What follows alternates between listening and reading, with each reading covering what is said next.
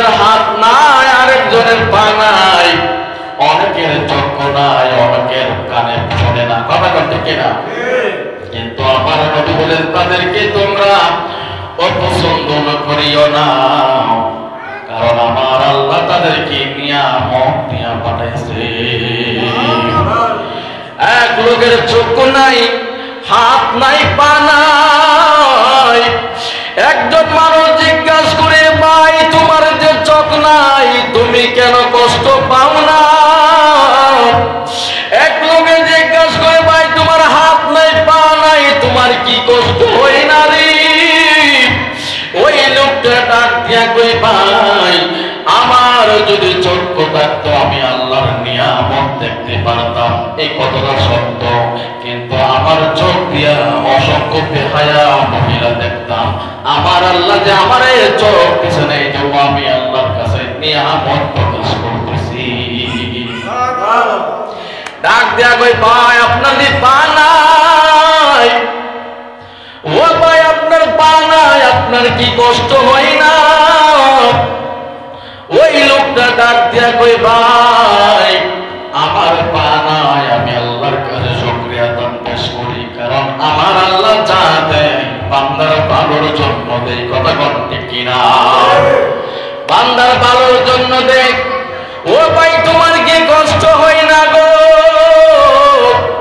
ওই লোকটা ডাক দিয়া কই ভাই আমার আল্লাহ যদি আমাকে পা দিতেন আমি হেঁটে হেঁটে মসজিদের মধ্যে যাইতাম, কিন্তু সবচেয়ে বড় কথা হয়েছে কি জানেননি, এই পা দিলে আমি হেঁটে হেঁটে অনেক বেহায়াপনা কাজের মধ্যে যাইতাম, ঠিক না বাবা? এই জন্য আমার আল্লাহ আমাকে হাত দেই নাই, পা দেই নাই, চোখ দেই নাই, কান দেই নাই, আমার কষ্ট হয় না রে, কারণ আমি পাপ কাজ থেকে মুক্ত রাখি। আমার রাহমাতাল লিল আলামিন বলেন তোমরা প্রতিবেশীর কাছে তোমরা সৎ ব্যবহার করবা, তোমরা প্রতিবেশীকে ভালোবাসবা। আমার রাহমাতাল লিল আলামিন কয় প্রতিবেশীকে তোমরা মহব্বত করবা, ওই প্রতিবেশীকে তোমরা খারাপ আচরণ করবা না। ইয়া রাসূলুল্লাহ, ইয়া হাবিবাল্লাহ, নবী গো আমরা কেমন কইরা আচরণটা করতে হবে? আমার রাহমাতাল লিল আলামিন কয় প্রতিবেশী তোমার কাছে কিছু হক পায়, তোমরা প্রতিবেশীকে এই হকগুলো দিবা। ইয়া রাসূলুল্লাহ, ইয়া হাবিবাল্লাহ, নবী গো প্রতিবেশী আমাদের কাছে কি হক পায় জানা দরকার আছে না বাবা? আওয়াজ দেখো, দরকার আছে না? হাই রে প্রতিবেশী আমাদের কাছে কি হক পায়? আমার আপনার নবী ডাক দিয়া কই সাহাবায়ে কেরামরা গো তোমাদের কাছ থেকে প্রতিবেশী কি হক পায় জাননি? ইয়া রাসূলুল্লাহ, ইয়া হাবিবাল্লাহ, নবী গো প্রতিবেশী আমাদের কাছে কি পায়? আমার নবী আপনার নবী বলেন এক নম্বরে প্রতিবেশী যদি তোমার কাছে সাহায্য চায় তুমি তাকে সাহায্য করবা। আর আওয়াজ দেখুন আল্লাহু আকবার। এক নাম্বার হইছে তোমার কাছে যদি তারা সাহায্য চায় তুমি তাদেরকে সাহায্য করবা গো। ইয়া রাসূলুল্লাহ, ইয়া হাবিবাল্লাহ, নবী গো এরপরে কি গো নবী? আমার রাহমাতাল লিল আলামিন কই এরপরে তোমার প্রতিবেশী যদি তোমার কাছে ঋণ চায় তোমরা তাকে ঋণ দিবা। এখন আমাদের সমাজে যদি কোনো মানুষ যদি বিপদে পড়া যায় আর একটা মানুষের কাছে দিলে গিয়া কই ভাই আমাকে 500 টাকা দাও, আমি বিপদে পড়া গেছি আমাকে 500 টাকা দিয়ে উদ্ধার করো, আর আমার মতো বড়লোক মানুষগুলি কয় সুদ ছাড়া ঋণ দেওয়া যাবে না, ঠিক না বাবা? সুদের কারবার, সুদের কারবার। আমার নবী কই মানুষ যদি ঋণ চাই তুমি ঋণ দিবা, এটা হচ্ছে তোমার প্রতিবেশীর হক। আল্লাহু আকবার। এই প্রতিবেশীর হক দিয়া তোমরা ঋণ দিবা, তোমরা সুদ নিও না। ও বন্ধুরে আমার, এরপরে আমার রাহমাতাল লিল আলামিন কয় প্রতিবেশীর হকটা যে কেমনি আমি আপনাদেরকে বোঝাইতাম। আমার রাহমাতাল লিল আলামিন কয়, একজন যদি ঘরের মধ্যে গোশত দিয়া ভাত খায় আর যদি অপর ঘরের মধ্যে এই গোশতের ঘ্রাণটা চইলা যায়, আমার রাহমাতাল লিল আলামিন কই তোমার গোশতের ঘ্রাণটা যে ওই মানুষের ঘরের মধ্যে চইলা গেল, এই গোশতটা তুমি প্রতিবেশীরে দিয়া খাওয়া, এটা হচ্ছে প্রতিবেশীর হক। তাহলে প্রতিবেশীর হক আমাদের আদায় করা দরকার আছে কিনা?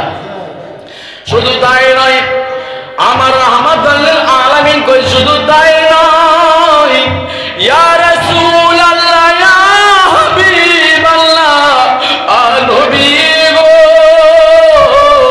ও ইয়া রাসূলুল্লাহ নবী, এরপরে আমাদের কি করতে হবে?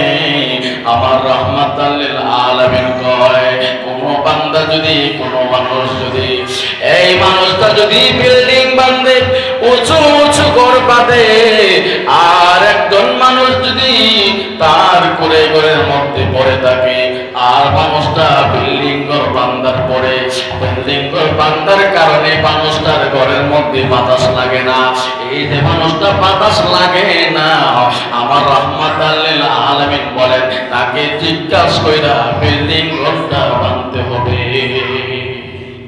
বুঝছেন নি কোনো কিছু? আপনি একতলা বিল্ডিং বানালেন, দুই তলা বিল্ডিং বানালেন, আর আপনার পাশের ঘরের মধ্যে ছোট একটা ঘর, এই ঘরের মধ্যে বাতাস লাগে না। আমার নবী কই মানুষটারে যে তুমি বাতাস বন্ধ কইরা কষ্ট দিতেছো, মানুষটাকে জিজ্ঞাসা করো ভাই আমি দুই তলা একটা বিল্ডিং বানবো, আপনি যদি আমার অনুমতি দেন বানতে পারবো, না হলে তুমি বানতে পারবা না, কারণ এটা হচ্ছে প্রতিবেশীর হক। ঠিক না বাবা?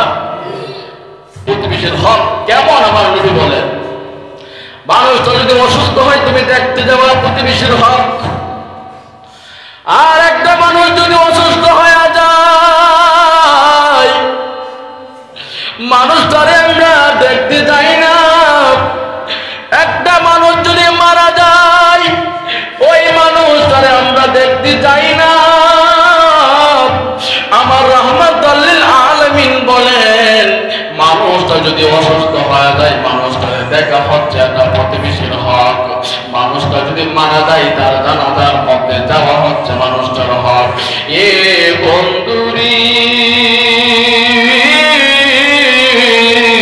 ও বাবারা, আপনারা আওয়াজ দেখুন, এই মানুষের হক গুলো আদায় করার দরকার আছে না নাই? আওয়াজ দেখুন, আছে না নাই? আমার রাহমাতাল লিল আলামিন কয় প্রতি সোমবার আর বৃহস্পতিবারে মানুষের আমলগুলো আমার আল্লাহ গণনা করে, মানুষের আমলগুলো আমার আল্লাহ যাচাই বাছাই করে, ফেরেশতাদেরকে ডাক দেয়া কই ফেরেশতারা দি ও ফেরেশতা, আমার বান্দাগুলোর আমলগুলো তোরা গণ গণ। ওই ফেরেশতারা যখন মানুষের বান্দাগুলোর আমলগুলো গণতে থাকবে, আমার আল্লাহ রাব্বুল আলামিন কই বান্দারা ও ফেরেশতারা রে, আমার এই বান্দার আমলগুলো তোরা গণবি না, এই বান্দার আমলগুলো তোরা গণবি না, আর ওই বান্দাদেরকে জান্নাতে ঢুকাবি না। ফেরেশতারা ডাক দিয়া কই আল্লাহ গো, কেন যে বান্দার আমল আমরা গণতাম না, কেন বান্দাটারে আমরা জান্নাতে দিতাম না গো আমার আল্লাহ। আমার আল্লাহ রাব্বুল আলামিন কই ফেরেশতারা রে, এই মানুষগুলো দুনিয়ার মধ্যে প্রতিবেশীর সাথে খারাপ ব্যবহার করছে, প্রতিবেশীর সাথে মিল মহব্বত করে রাখে নাই। ফেরেশতারা ডাক দিয়ে কই আল্লাহ ও আল্লাহ, এই বান্দাগুলোরে তুমি কি করবা? আমার আল্লাহ রাব্বুল আলামিন কই ফেরেশতারা, আমি তোমারে অর্ডার দিছি আমার বান্দার আমলনামাগুলো তোমরা গণো, আর গণনা গণনা তোমরা জান্নাতে ঢুকাই দেবা। প্রতি সোমবার এবং বৃহস্পতিবারে বান্দার আমলগুলো গণে কেনাই ফেরেশতারা। এই ফেরেশতারা আমার আল্লাহর ওয়াদারে বান্দার আমলগুলো গণে, আর আমার আল্লাহ কই ওই বান্দার আমলগুলো গণবা না। ও আল্লাহ, কোন বান্দার আমল গণবো না?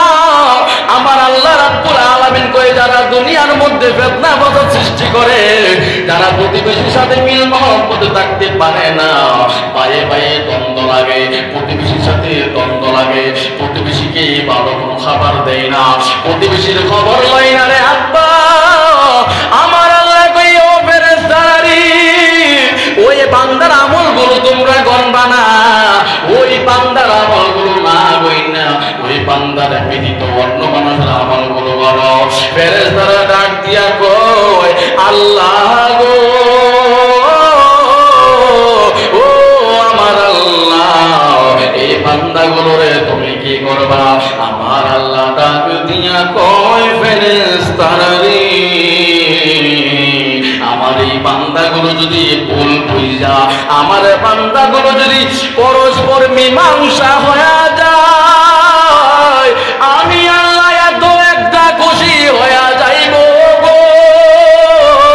আমি আল্লাহ বান্দা যখন মীমাংসা হয়ে যাবে, বান্দা যখন ঝগড়া থেকে তারা ভাই ভাই একত্রে হয়ে যাবে, আমি আল্লাহ তাদের প্রতি রাজি এবং খুশি হয়ে তাদের জীবনের গুনাহ মাফ কইরা দিব।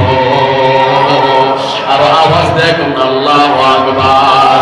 এই জন্য পায়ে পায়ে দ্বন্দ্ব করা যাবে না, প্রতিবেশীর সাথে দ্বন্দ্ব করা যাবে না, পাড়া প্রতিবেশীকে মহব্বত করতে হবে। আমার রাহমাতুল লিল আলামিন কয়, কোন বান্দা যদি, কোন আমার উম্মত যদি পায়ে পায়ে মিল মহব্বত থাকে, আমার আল্লাহ তার প্রতি রাজি এবং খুশি হয়ে যায়। আমার আল্লাহ ফেরেশতাদেরকে ডাক দেয়া কয়, ফেরেশতা, আমি আল্লাহ ওই বান্দাটার প্রতি রাজি হয়ে গেলাম। ও ফেরেশতা, বান্দার প্রতি আমি আল্লাহ রাজি। ও ফেরেশতা, তুমি গিয়া সকল ফেরেশতাদেরকে জানায়া দাও, আমি আল্লাহ এই বান্দার প্রতি রাজি। ও ফেরেশতা, তুমি জানায়া দাও। ফেরেশতা যখন আমার আল্লাহর কথা হই না, প্রত্যেকটা ফেরেশতাদেরকে যখন আমার আল্লাহর কথা শুনে, ওই বান্দাকে বলবে তোমরা ভালোবাসো। ফেরেশতাও ভালোবাসে, আমার আল্লাহও ভালোবাসে। ও ফেরেশতা, এরপরে কি করবা জানুনি? আল্লাহ, আমি তো বললাম সকল ফেরেশতা তোমার বান্দাকে ভালোবাসার জন্য। ও আমার আল্লাহ, এরপরে কি করব? আমার আল্লাহ রাব্বুল আলামিন বলেন, তুমি দুনিয়ার মধ্যে চলে যাও, দুনিয়ার মধ্যে গিয়া প্রত্যেকটা ফেরেশতাকে তুমি জানায়া দাও যে আমি আল্লাহ এই বান্দারে ভালোবাসি, তারাও যেন ওই বান্দারে ভালোবাসে। আমি আল্লাহ বান্দারে ভালোবাসি, দুনিয়ার সকল মানুষ যেন তাকে ভালোবাসে। আমি আল্লাহ তাকে ভালোবাসি, আসমানকে জানায় দাও তাকে ভালোবাসার জন্য। আমি আল্লাহ বান্দারে ভালোবাসি, জমিনকে জানায় দাও ভালোবাসার জন্য। আমার আল্লাহ রাব্বুল আলামিন বলেন, আমি যাকে পছন্দ করি, আমার আসমান জমিন তাকে পছন্দ করে।